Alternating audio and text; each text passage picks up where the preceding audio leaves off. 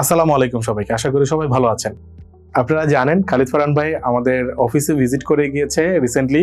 এবং আমাদের প্রত্যেকটা যারা কাউন্সিলর সবাইকে একটি দিক নির্দেশনা দিয়ে গিয়েছে যেন 2026 সাল 27 সাল এবং সামনের দিনগুলোতে আমরা সঠিকভাবে কিভাবে স্টুডেন্ট ভিসায় বিদেশে পড়ালেখা করতে যাওয়া যাবে, কিভাবে কোন কোন জিনিস বা কোন কোন বর্তমানে কি কি চলছে ইউরোপের বিভিন্ন জায়গায় সেই জিনিসগুলো নিয়ে তথ্য দিয়ে গেছেন। এর পাশাপাশি একটি শক্ত গাইডলাইনও দিয়েছেন যেখানে আমাদের লক্ষ্য একটাই, প্রপার সার্ভিস বা good service with good quality এবং সত্য তথ্য দিয়ে কিভাবে স্টুডেন্টদেরকে বিদেশে পড়াশোনা করতে যাওয়ার ব্যাপারে উৎসাহিত করা যায় এবং যারা আসলে এলিজিবল না বা আসলে যাদের অনেক চেষ্টার পরেও স্টুডেন্ট ভিসাটি হবে না তাদের ব্যাপারগুলো যেন শক্তভাবে আমরা হ্যান্ডেল করি এবং তাদেরকে যেন আসলে অনুৎসাহিত করি যেন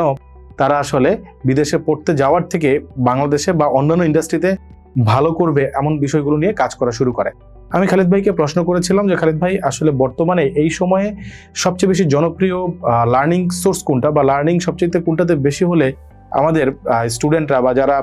ভবিষ্যতে কোনো একটি ক্যারিয়ারে ঢুকবে বা ভবিষ্যতে কোনো একটি কাজে ঢুকবে সেই কাজটি ঢোকার জন্য তার সাবজেক্ট, বিশ্ববিদ্যালয় পছন্দ, কান্ট্রি পছন্দ, বাজেটিং, এই জিনিসগুলো আসলে কিভাবে করা যেতে পারে। অনেকেরই প্রশ্ন হতে পারে খালিদ ভাই কেন? খালিদ ভাই কিন্তু উনি 2014 সাল থেকে আয়ারল্যান্ডে আছেন এবং উনি তখন যেই অবস্থায় গিয়েছেন বা উনি কিন্তু নিজে নিজে ট্রাই করে স্টুডেন্ট ভিসায় পড়ালেখা করতে গিয়েছেন আয়ারল্যান্ডে গিয়ে উনি বর্তমানে সেটেল হয়েছেন, সিটিজেনশিপ হয়েছেন। এটা প্রশ্ন আমি করেছিলাম যে খালিদ ভাই ওখানে আপনি কতদিন লেগেছে আপনার সিটিজেনশিপ হতে? খালিদ ভাইয়ের খুব স্পষ্ট একটি উত্তর ছিল যে 5 বছর হতে গেলে যতগুলো রাত দরকার ততদিন সময় উনি থেকেছেন আয়ারল্যান্ডে এবং তারপরেই কিন্তু উনি পিআর বা পাসপোর্ট পেয়েছেন। এই পাসপোর্ট পাওয়ার পর উনি কিন্তু বছরে 3 বার দেশে আসতে পারছেন, ওনার ফ্যামিলি মেম্বারদেরকে নিয়ে থাকতে পারছেন। এছাড়াও উনি বিভিন্ন বিজনেস সার্ভিসগুলো কিন্তু আয়ারল্যান্ড থেকে প্রোভাইড করতে পারছে। আমরা যারা বিভিন্ন সময়ে বিভিন্ন কন্টেন্টের মাধ্যমে আমাদের স্টুডেন্ট এবং ইয়ং জেনারেশন থেকে শুরু করে যারা সফট স্কিল বা আইটি বা এআই এই বিষয়গুলো নিয়ে আমরা কাজ করি বা আপনাদেরকে তথ্যগুলো দেওয়ার চেষ্টা করি, আমরা কিন্তু স্পেসিফিকভাবে বলার চেষ্টা করি যে এই মুহূর্তে কোন স্কিল, কোন নিশটি শিখলে আপনি সবচেয়ে বেশি ভালো করবেন। এখন অনেকেরই প্রশ্ন হতে পারে স্টুডেন্টের মাঝে নিশ স্কিল এইগুলো ব্যাপার স্যাপার বা মার্কেটিং এই ব্যাপার স্যাপারগুলো কেন আমি আসলে বলার চেষ্টা করছি। খুব সহজ, আপনি এখন স্টুডেন্ট কিন্তু ভবিষ্যতে আপনি যাবেন কাজ করতে, ভবিষ্যতে আপনি কাজ করবেন, ভবিষ্যতে আপনি কাজ করতে হবে অথবা স্টুডেন্ট হিসাবে বিদেশে ম্যাক্সিমাম প্রায় 99% ক্ষেত্রেই কিন্তু আমাদের দেশের স্টুডেন্টরা কাজ করে, তার স্কিলকে কাজে লাগিয়ে যা স্কিল থাকে তা দিয়ে কাজ করে। ম্যাক্সিমাম ক্ষেত্রে আমরা দেখি যে অনেকেরই স্কিল থাকে না বা তার আসলে কোনো রকমের কাজ না জানার কারণে বা কোনো অভিজ্ঞতা না থাকার কারণে শুধুমাত্র সে ছাত্র হিসাবে পড়াশোনা করতে গিয়ে কিন্তু ভালো একটি হ্যাসেলের শিকার হয়। ভালো হ্যাসেলের শিকার বলতে ধরেন আপনি ইউরোপের লিথুনিয়াতে,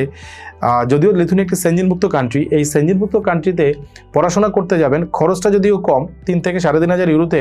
টিউশন ফি দিয়েই পড়াশোনা করতে যাওয়া যায়। আইএলসে 5.5 বা 6.5 থাকলেই মাস্টার্সে বা 5.5 কাছাকাছি থাকলে ব্যাচেলরে যাওয়া যায়। তখন স্টুডেন্টরা উৎসাহিত হয় যে আমি পড়াশোনা করে ভালো রেজাল্ট আছে, আইএলটিএস দিলাম, দিয়ে খালি শুধু আমি ইউরোপে চলে গেলাম। ম্যাক্সিমাম ক্ষেত্রে আমরা এই প্রশ্নটা ফেস করি,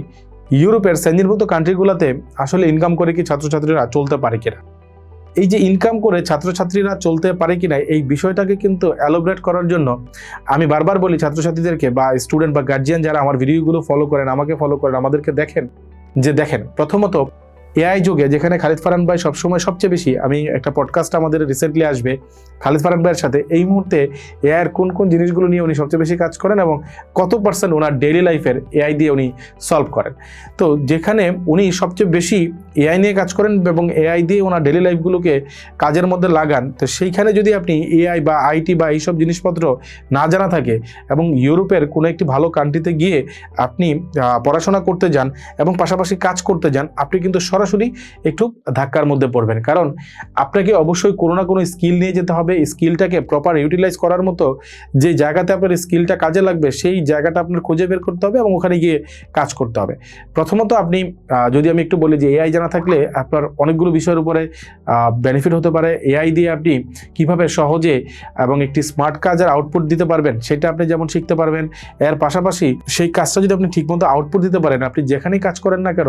খুব সহজেই কিন্তু সেই আপনাকে এমপ্লয়ি হিসেবে নিয়ে নিবে এবং আপনি কাজ করে ভালো উপার্জন করবেন। বেশিরভাগ ক্ষেত্রে দেখা যায় ছেলেমেয়েরা যারা যায়, বিশেষ করে ছেলেদের ক্ষেত্রে, তারা কিন্তু বাইক রাইডিং, ফুড ডেলিভারি এই টাইপের কাজগুলো বেশি করে থাকে। এখন এই টাইপের কাজগুলো করেও কিন্তু স্টুডেন্টরা